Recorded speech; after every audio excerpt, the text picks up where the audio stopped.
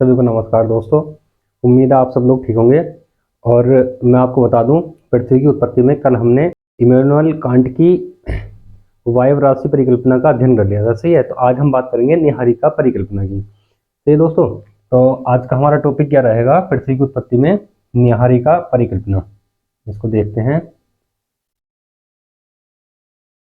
निहारिका परिकल्पना।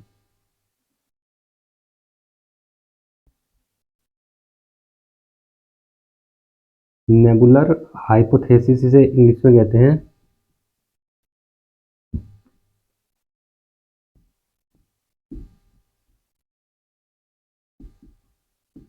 Nebular hypothesis.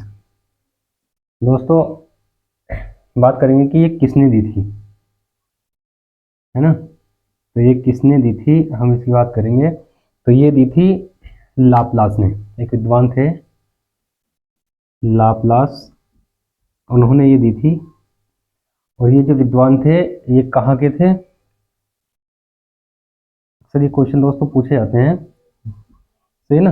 ये कहाँ के थे? तो ये थे फ्रांस के, है ना। फ्रांसीसी एक विद्वान थे लाप्लास, जिन्होंने निहारिका परिकल्पना दी थी। सही है। और इन्होंने दोस्तों ये परिकल्पना कब दी थी? अगर हम इस बात की बात करते हैं तो ये परिकल्पना इन्होंने दी थी 1796 ईस्वी में। इनकी पुस्तक आई थी, लिखेंगे किसमें दी थी। इनकी एक पुस्तक थी जिसका नाम था exposition of the word system, है ना। उसमें इन्होंने ये दी थी, लिख लेंगे exposition of the word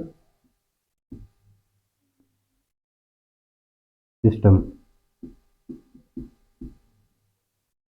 exposition of the word system में इन्होंने ये परिकल्पना दी थी। सही है। तो दोस्तों अक्सर ये क्वेश्चन पूछा जाता है कि निहारिका परिकल्पना या नेबुलर हाइपोथेसिस किसने दी थी? लाप्लास ने दी थी, है ना। तो क्वेश्चन पूछा जाता है कि लाप्लास कहाँ के रहने वाले थे? तो फ्रांस के रहने वाले थे। ये परिकल्पना निहारिका परिकल्पना लाप्लास ने कब दी थी? 1796 में। इनकी पुस्तक का नाम exposition of the word system. सही ना, अक्सर ये क्वेश्चन पूछे जाते हैं। तो दोस्तों मैं आप लोगों से निवेदन करता हूँ, हमारे चैनल को आप लोग ज़्यादा से ज़्यादा शेयर कर दें अपने दोस्तों तक, और सब्सक्राइब जरूर कर लें, जिससे आने वाली वीडियो का नोटिफिकेशन आपको मिल सके। और दोस्तों हम क्लास को समझने की ज़्यादा कोशिश करेंगे, ठीक है। लेकिन जो भी इंपॉर्टेंट काम होगा लिखने का, उसको लिखते भी चलेंगे साथ साथ में।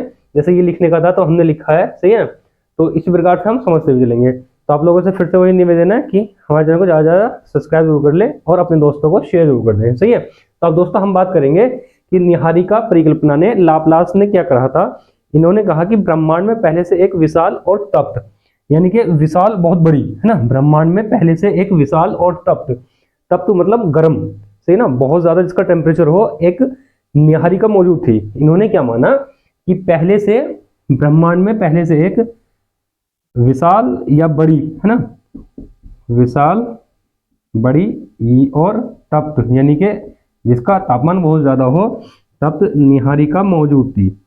इन्होंने ये माना, है ना।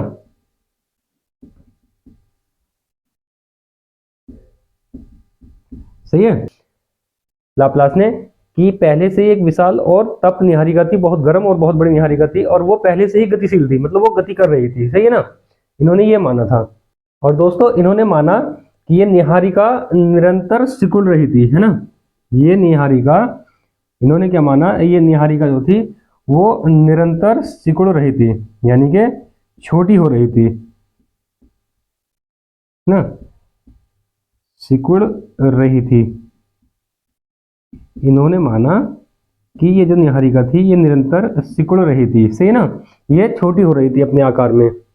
दोस्तों इन्होंने क्या माना कि जैसे ये गतिशील थी, तो इस गतिशीलता के कारण इन्होंने माना कि ये निरंतर सिकुड़ भी रही थी, और गतिशीलता के कारण इसमें ऊष्मा का ह्रास होने लगा, यानी कि ऊष्मा इसमें निकलने लगी, ऊष्मा का ह्रास होने लगा, है ना। इन्होंने माना इसमें ऊष्मा का ह्रास होने लगा, और जब ऊष्मा का इसमें ह्रास होने लगा तो ये शीतल, है ना, ये धीरे धीरे धीरे धीरे फिर इसी प्रक्रम में ये धीरे धीरे शीतल होने लगी, यानी कि ठंडी होने लगी, धीरे धीरे ठंडी होने लगी। नीहारिका है ना, नीहारिका धीरे धीरे ठंडी होने लगी। और दोस्तों इन्होंने माना कि जब ये ठंडी होने लगी तो इसमें संकुचन होने लगा, है ना, इसमें संकुचन होने लगा, नीहारिका में संकुचन होने लगा। और जिससे जिससे क्या हुआ, धीरे धीरे ठंडा होने से इसका आकार और आयतन कम होने लगा, सही ना। तो फिर क्या इन्होंने क्या बताया, इसका आकार और आयतन, आकार और आयतन इसका कम होने लगा, नीहारिका का आकार और आयतन कम होने लगा, सही है ना। अब दोस्तों इन्होंने क्या बताया, आयतन कम होने से इसकी गति बढ़ने लगी,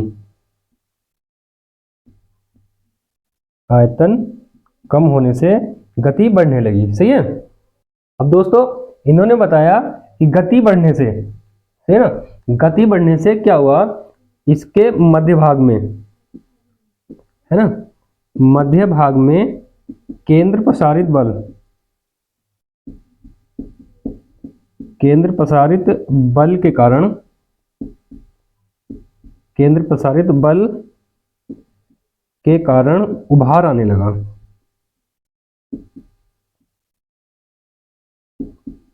उभार आने लगा, सही है। इन्होंने क्या बताया कि जब संकुचन होने लगा तो आकार और आयतन कम होने लगा, और जब आयतन कम हुआ तो आयतन कम होने से नीहारिका की गति बढ़ने लगी, और गति बढ़ने से इसके मध्य भाग में केंद्र प्रसारित बल के कारण इसमें उभार आने लगा, सही ना।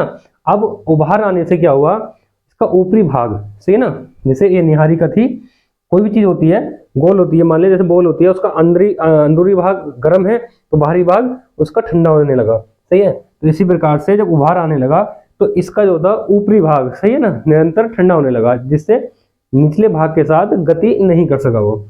अब इन्होंने क्या बताया लाप्लास ने, कि उभार आने के कारण इसका ऊपरी भाग ठंडा होने लगा,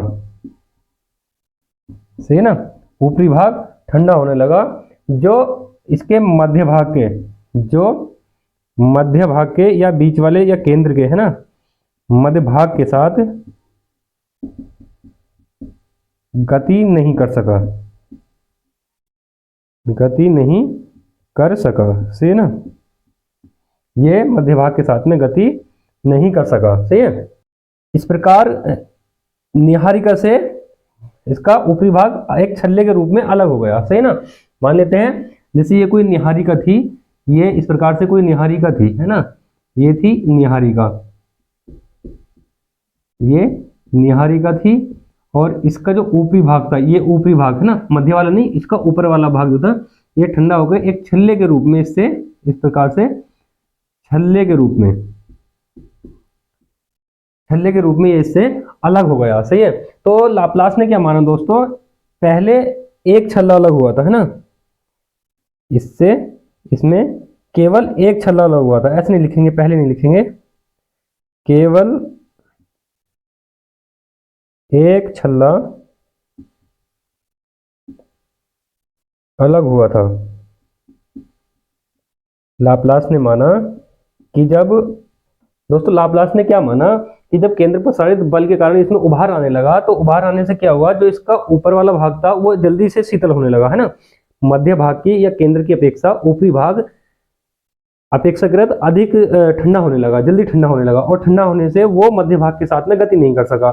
जब ये मध्य भाग के साथ में गति नहीं कर सका तो एक छल्ले के रूप में नीहारिका से अलग हो गया, और इन्होंने क्या माना कि केवल एक छल्ला अलग हुआ था, सही ना, केवल एक छल्ला अलग हुआ था, और इन्होंने माना कि इसी छल्ले से बाकी के 9 छल्लों का 9 छल्ले अलग हुए, इस एक छल्ले से 9 छल्ले अलग हुए, है ना, 1 से 9 छल्ले अलग हुए।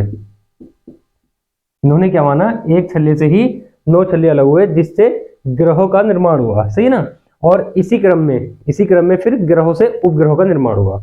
इन्होंने क्या माना, इसी क्रम में ग्रहों से, इसी प्रक्रिया के अनुसार ग्रहों से उपग्रहों का निर्माण हुआ, सही है। तो दोस्तों उम्मीद करता हूं कि आपको आज की क्लास भी हमारी समझ में आई होगी नीहारिका परिकल्पना, सही है। तो इसको देख लें आप एक बार, अगर जहाँ पे कोई चीज़ समझ में नहीं आई है तो आप लोग कमेंट करके हमें बता सकते हैं, सही है।